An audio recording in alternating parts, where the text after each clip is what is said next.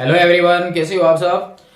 तो स्वागत है आप सभी का जीरो लेवल से स्टार्ट की गई सत्र 2022 और 23 की सीरीज में, जिसमें हम कंप्लीट कर रहे हैं फिलहाल 12th क्लास की फिजिक्स, और जिसमें हमारे पास चल रहा है 12th क्लास की फिजिक्स का chapter number first electric charge and field. और आज हम कंप्लीट करेंगे इसका भाग नंबर 6 भाग हमारे कंप्लीट हो चुके हैं, जिसमें हमने पिछले भाग में कंप्लीट किया था आवेशन की विधियों का, प्रेरण द्वारा आवेशन किस प्रकार से किया जाता है उसके बारे में बिल्कुल एग्जाम्पल सहित और जीरो लेवल से कंप्लीट किया इससे पहले वाले भाग।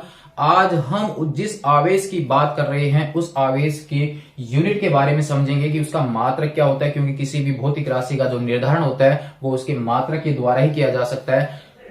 तो अब हम यहाँ पर जानेंगे कि आवेश के मात्रक क्या होते हैं, क्योंकि आवेश जो है वो एक भौतिक राशि है। रियल में आवेश एक किसी भी वस्तु का मूलभूत गुणधर्म था, लेकिन उस मूलभूत गुणधर्म को अगर मापा जा सकता है तो वह भौतिक राशि हो जाती है। यहाँ पर आवेश की वैल्यू हम फाइंड आउट कर सकते हैं। इस कारण से आवेश एक भौतिक राशि है, तो आवेश एक भौतिक राशि है तो भौतिक राशि का अस्तित्व तो तभी होगा जब उसकी यूनिट होगी। तो क्या इसकी यूनिट होगी? तो एसआई पद्धति में भी हम इसके मात्रक के बारे में जानेंगे। सीजीएस पद्धति में कौन सा मात्रक होता है, बिल्कुल इनके सभी मात्रकों के बारे में बिल्कुल गहराई से और कंप्लीट अध्ययन करेंगे आज की क्लास में। तो स्वागत है आप सभी का मेरे यूट्यूब चैनल नील का फिजिक्स क्लासेज में। तो प्यारे दोस्तों, हम यहाँ पर आवेश की बात कर रहे हैं। आवेश यहाँ पर एक भौतिक राशि है, लेकिन वह एक मूल भौतिक राशि नहीं है, वह एक व्युत्पन्न भौतिक राशि है, ड्राइव्ड क्वांटिटीज है। मूल भौतिक राशि, व्युत्पन्न भौतिक राशियों के बारे में 11th क्लास में बिल्कुल गहराई से कंप्लीट अध्ययन किया हुआ है आप सभी का। तो आवेश एक व्युत्पन्न भौतिक राशि है, इसका मतलब मूल भौतिक राशियों की अगर हम बात करते हैं तो एसआई पद्धति में 7 मूल भौतिक राशियां हैं। उनमें से एक राशि हमारे पास में है विद्युत धारा। एक राशि हमारे पास में होती है विद्युत धारा, और जिसका एसआई मात्रक जो है वो हम जानते हैं एम्पियर होता है। तो यहाँ चैप्टर नंबर 3 में हम कंप्लीट करेंगे विद्युत धारा वाला चैप्टर बिल्कुल गहराई से वो भी। तो विद्युत धारा की हम यहाँ पर परिभाषा जान लेते हैं कि विद्युत धारा होती क्या है। तो थोड़ा सा आपने कक्षा 10 में अध्ययन किया है विद्युत धारा के चैप्टर में कि विद्युत धारा होती क्या है। तो विद्युत धारा जो है एक साधारण सा अर्थ अगर हम यहाँ पर लेते हैं, आवेश प्रवाह की दर को क्या बोला जाता है? विद्युत धारा। तो आई बराबर मैं यहाँ पर लिख सकता हूँ आवेश बटा समय, यानी आई बराबर क्यू अपॉन टी। यहाँ पर जो ये फॉर्मूला आपको दिख रहा है उस फॉर्मूले में 3 राशियां आपको शो हो रही हैं। यहाँ पर विद्युत धारा, यहाँ पर आवेश और यहाँ पर समय। यहाँ पर 2 राशियां जो है वो मूल भौतिक राशियां हैं, यानी आई और टी जो है वो मूल भौतिक राशि है, जबकि क्यू जो है वो एक व्युत्पन्न भौतिक राशि है। तो हम यहाँ पर क्यू का मात्रक ज्ञात करना चाहते हैं, तो फॉर्मूला हमारे पास में बन जाएगा क्यू बराबर आई और टी। क्यू बराबर आई और टी यहाँ पर फॉर्मूला बन जाएगा। ये दोनों मूल भौतिक राशियां हैं, तो मूल भौतिक राशियां हैं तो उनकी मात्रक रख लीजिए, दोनों को कंप्लीट कर लीजिए, तो फिर हमारे पास में उसका फाइनल मात्रक आ जाएगा। तो हमारे पास इसका एसआई मात्रक हम फर्स्ट स्टार्ट करते हैं। विद्युत धारा का जो मात्रक होता है वो होता है एम्पियर। समय का जो मात्रक है वो हम जानते हैं सेकंड। तो यहाँ पर हमारे पास आवेश का जो एसआई मात्रक होगा वो होगा एम्पियर सेकेंड। एम्पियर सेकेंड होगा इसका मात्रक। क्लियर है? और एम्पियर सेकंड को कंबाइंड रूप से बोला जाता है कूलाम। यहां पर उसको दर्शाते हैं किससे? सी से। तो आवेश का एसआई मात्रक जो है वो कूलॉम होगा, यानी जिसको दर्शाते हैं किससे? सी से। तो सी बराबर जो है वो किसके बराबर हो गया? ए और एस के। एसआई मात्रक हमारा कंप्लीट हो जाता है। यहां पर नेक्स्ट बढ़ते हैं कि किसी दूसरे मात्रकों के द्वारा जब मात्रक बनाया जाता है तो उसकी कम से कम वैल्यू कितनी होगी? 1 होगी।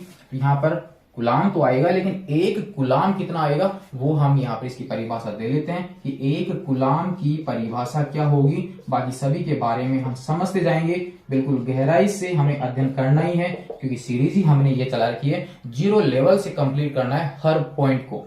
यहाँ पर जब भी आप किसी मात्रक की परिभाषा देना चाहते हो तो उसका बेसिक तरीका 11th क्लास में समझाया हुआ है कि किसी भी मात्रक की जो कि आपने डायरेक्ट वहां पर यूज किया है, यानी मात्रकों से नया मात्रक बनाया है, यानी व्युत्पन्न मात्रक आपने जो बनाया है उसकी अगर आप परिभाषा देना चाहते हैं तो सबसे पहले हम इसका फॉर्मूला जो था उसके अकॉर्डिंग उनके मात्रक बना लेते हैं। यहाँ पर हमने मात्रक लिख लिया है कूलाम बराबर 1 गुना एस, यानी सी बराबर जो है वो किसके बराबर है?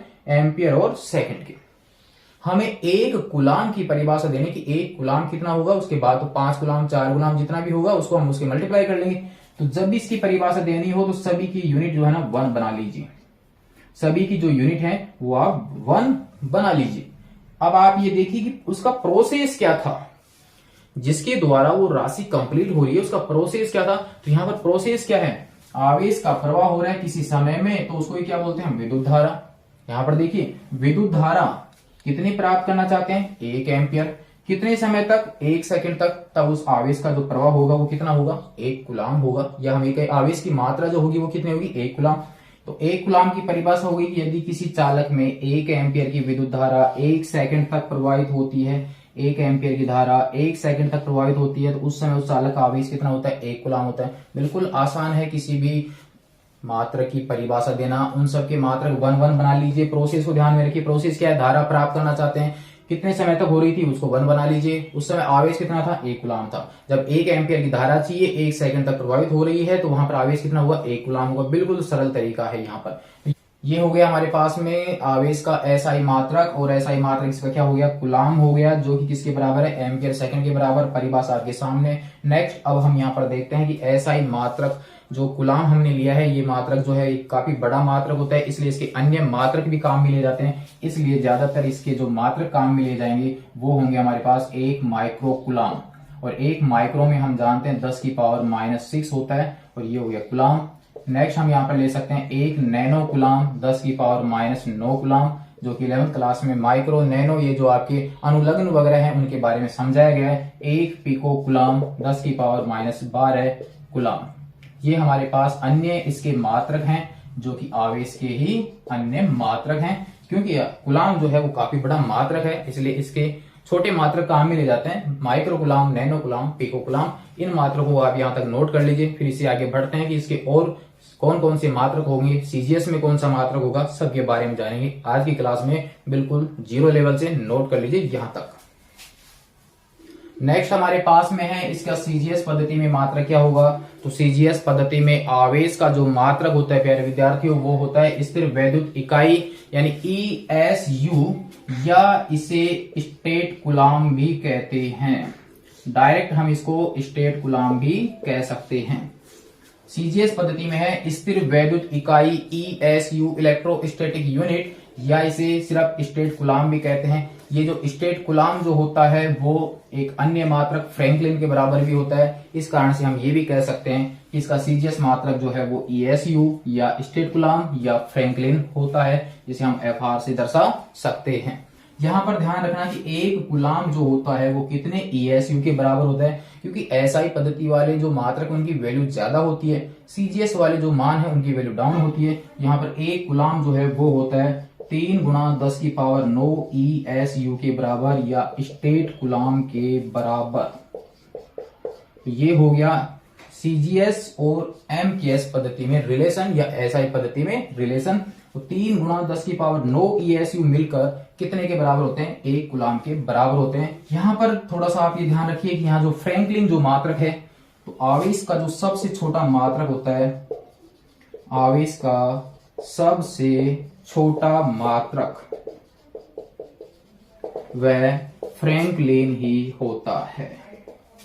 कितना होता है? फ्रैंकलिन ही होता है। और 1 फ्रैंकलिन जो है वो ईएसयू के बराबर ही होता है। तो साथ में हम यहाँ पर आवेश का सबसे बड़ा मात्रक भी देख लेते हैं। आवेश का सबसे बड़ा मात्रक, आवेश का सबसे बड़ा मात्रक जो होता है वो होता है फैराडे। आवेश का सबसे बड़ा मात्रक होता है फैराडे। आप यहाँ पर ध्यान दीजिए 3 गुणा 10 की पावर 9 ईएसयू मिलकर किसके बराबर होते हैं? कूलाम के। तो काफी छोटा मात्रक है ईएसयू। यहां पर हमारे पास 1 फैराडे जो होता है वो होता है 96,500 कूलाम के बराबर। यानी यहां पर 96,500 कूलाम मिलेगा तब जाके किसके बराबर होगा? 1 फैराडे के बराबर। यहाँ 1 कूलाम जो है वो इतने ईएसयू के बराबर है। तो ईएसयू छोटा है कूलाम से, यहाँ कूलाम भी बिल्कुल छोटा है किससे? फैराडे से। तो आवेश का सबसे बड़ा मात्रक फैराडे और सबसे छोटा मात्रक जो है वो फ्रैंकलिन। ये हो गया हमारे पास आवेश का सीजीएस मात्रक, साथ में छोटा और बड़ा मात्रक। तो स्टेट कूलाम या ईएसयू आप इसको यूज कर सकते हैं, इलेक्ट्रोस्टैटिक यूनिट, या इसको आप फ्रैंकलिन भी बोल सकते हैं। आवेश के मात्रकों की कड़ी में बढ़ते हैं अभी से आगे, यहां तक नोट कर लीजिए आप इसको। फिर एक मात्रक और देखते हैं कि अगर आवेश गतिमान अवस्था में हो तब वहां पर कौन सा आवेश काम में लिया जाता है। यहाँ पर फिलहाल सारे आवेश जो है वो स्थिर अवस्था के लिए है, क्योंकि इलेक्ट्रोस्टैटिक जो है उसमें आवेश स्थिर ही होता है।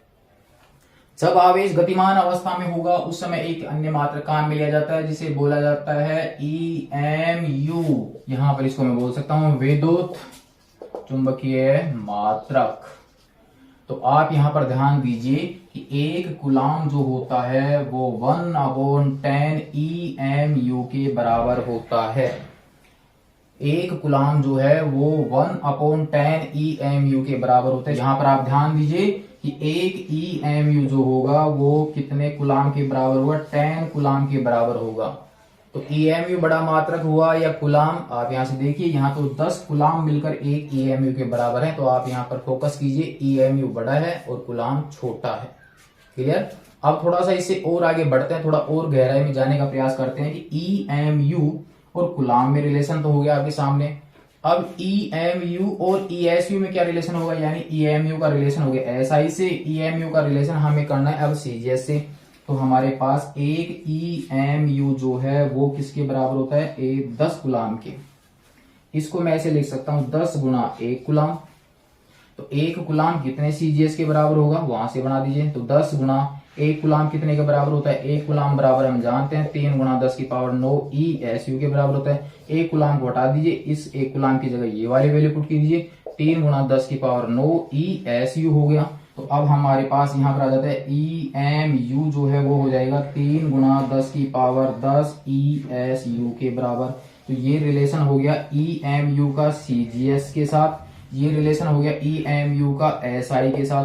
तो एक EMU 10 कूलाम के बराबर और एक EMU जो है वो होता है 3 गुणा 10 की पावर 10 ESU के बराबर। अगर इसी को हम ये भी देखें कि एक EMU और एक ESU का अनुपात कितना आएगा, तो वो आएगा 3 गुणा 10 की पावर 10 के बराबर आ जाएगा। क्लियर है। तो ये हो जाएगा हमारे पास EMU और ESU का रेशियो, यानी एक EMU और एक ESU का जो रेशियो होता है वो होता है 3 गुणा 10 की पावर 10 के बराबर।